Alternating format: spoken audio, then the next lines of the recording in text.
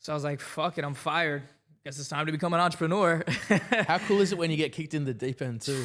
You got to learn, man. There's no backup plan. There's no support network. Just vibes. Yep. Your backup plan's in the mirror. Yeah, That's what mine is anyway, man.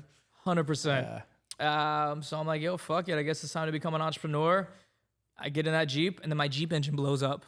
And I'm like, fuck, how am I going to get back to Virginia?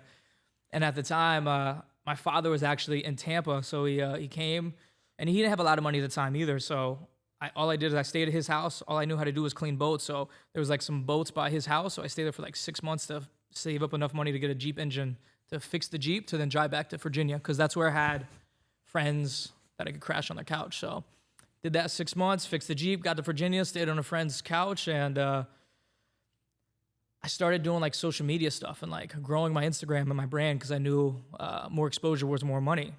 Personal brand. Mm-hmm. Yep. And I saw a lot of people do it ass backwards, and I saw a lot of people fail where they want to like get the perfect product and service and get this perfect t-shirt or whatever they're selling, and by the time they're ready to sell or have that perfect item, they got no audience, so they spent all this time and energy and money building. Bro, how funny are those startup entrepreneurs where they spend like 6 months doing a fucking logo? Yeah, I'm like, bro, we could have made $1 million in that 6 months. What is 100%. wrong with you? 100%. Like, well, the logo is not perfect. I'm like, it's never going to be fucking perfect. Ever. Everyone's evolving their logos. Right? We're all a fucking logo work in progress. Exactly. So I started growing Instagram, just shooting content. I thought I was going to be a model or something at the time. So we go to the bottom of my Instagram. Like, just little Branden? Yeah, model shots, right? At this time, I think I'm like 19, 20. Right. Yeah, 19, 20. So model photos, growing the brand. And then I started getting like t-shirt sponsors and hair products and energy drinks and meal preps, and end up getting like a bartending job in the meantime. So I just keep, doing content, doing my thing.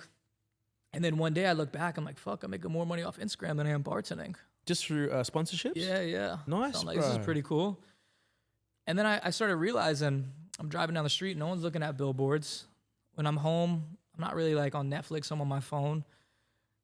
And then I went to this party, and I'm talking to these girls, and these girls like, oh my God, so-and-so just walked in. I'm like, this motherfucker no different than me, just got more followers. Like, what makes him so cool, right?